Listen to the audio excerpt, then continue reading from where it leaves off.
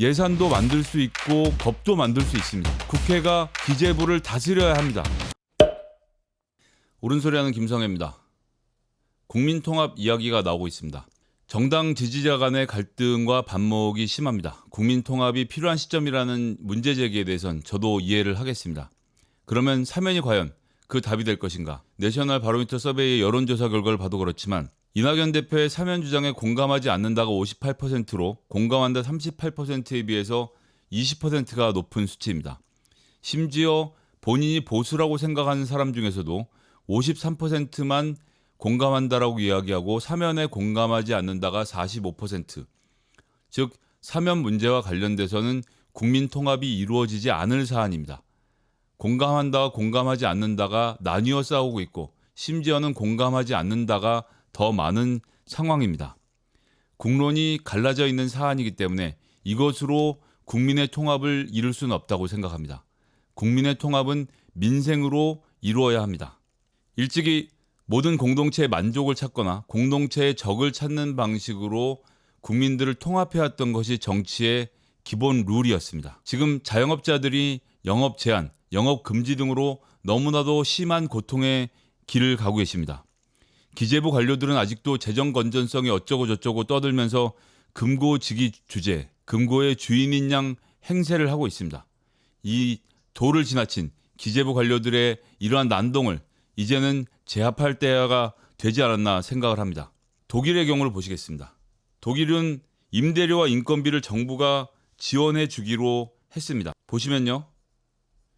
인건비와 임대료의 최대 90%를 2019년 매출 기준으로 지원을 해줍니다. 그럼 그 돈은 어디서 났느냐? 독일 정부 2021년 예산안이 5천억 유로입니다. 우리나라 돈으로 대충 대략 700조가 넘는 돈인데요. 이 중에서 1,800유로, 240조 원을 부채로 조달하기로 했다는 겁니다. 돈이 없으니까 빚을 내겠다라고 하는 겁니다. 예산 중 부채 비율이 대한민국의 2배가 넘는 상황입니다.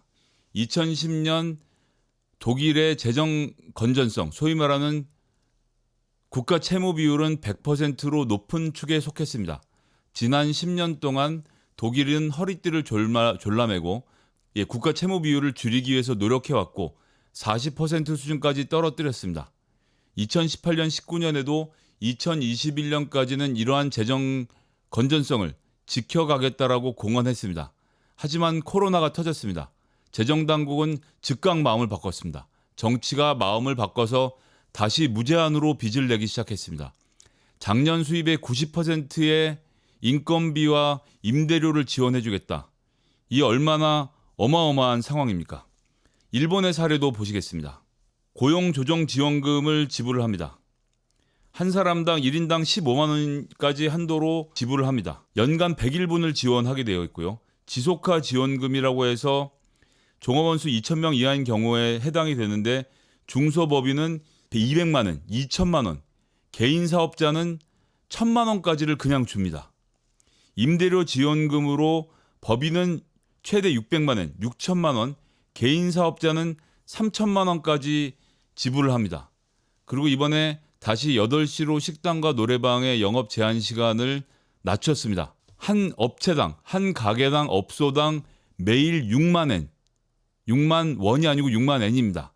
62만 원의 지원금을 주고 이들이 가게문을 일찍 닫도록 했습니다.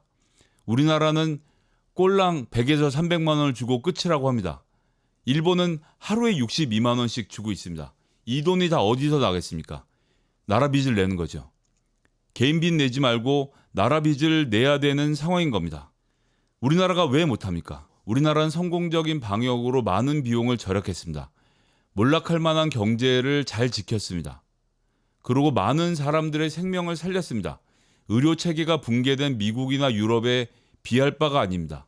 이를 통해서 우리는 수많은 사회적 비용을 이미 아껴 놓은 상태입니다. 공무원과 의료진의 헌신, 그리고 자영업자들의 희생으로 쌓은 이 방역탑에 왜 생색을 기재부가 내야 합니까? 왜 기재부의 한운 꼬라지를 우리가 지켜보고 있어야만 합니까? 자영업 하시는 사장님들, 택시 모시는 기사님들 미안해하실 것 없습니다. 가족들에게도 미안해하지 마십시오. 당신들의 잘못은 단 하나도 없습니다. 재정 건전성을 들먹이며 곳간 주인 행세를 하는 기재부가 잘못한 겁니다. 가족 중에 누가 난치병에 걸리면 여러분도 어떻게 하십니까? 엄마가 이야기합니다. 우리 아파트는 지켜야 되지 않니? 아버지는 퇴원해서 자가 면역으로 치료하도록 하자. 라고 아파트를 지킵니까?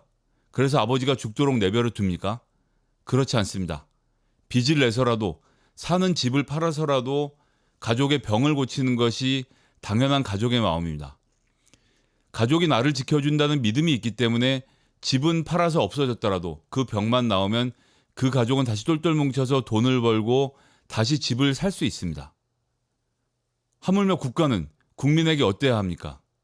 국가가 빚을 내서 국민들이 빚을 내는 것을 막고 그들의 병을 치료를 해줘야 되는데 나는 재정 건전성 때문에 안 되니 나의 인사고과에 반영되니 니들이 알아서 빚을 내라 하고 자영업자들을 사지에 내몰고 있는 것입니다.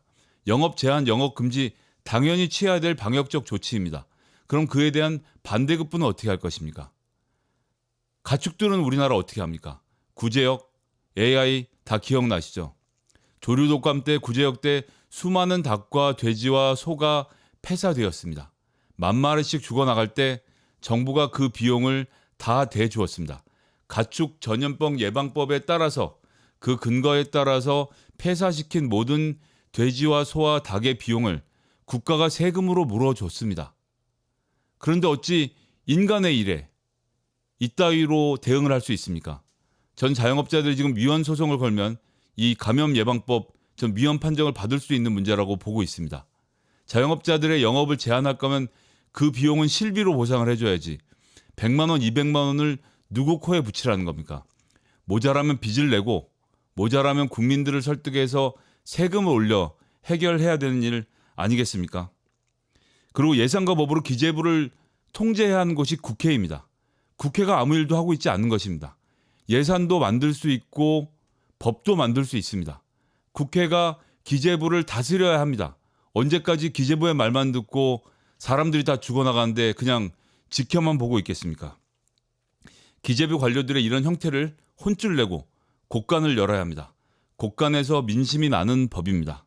국민 통합을 하고 싶으면 범죄자를 사면해 줄 것이 아니라 고통받는 서민들을 위한 실질적인 대책을 내놓고 그걸 방해하는 기재부를 제압해 보십시오. 그런 정치 세력, 그런 정당인, 그런 대선 주자에게 국민들은 마음을 열어줄 것입니다.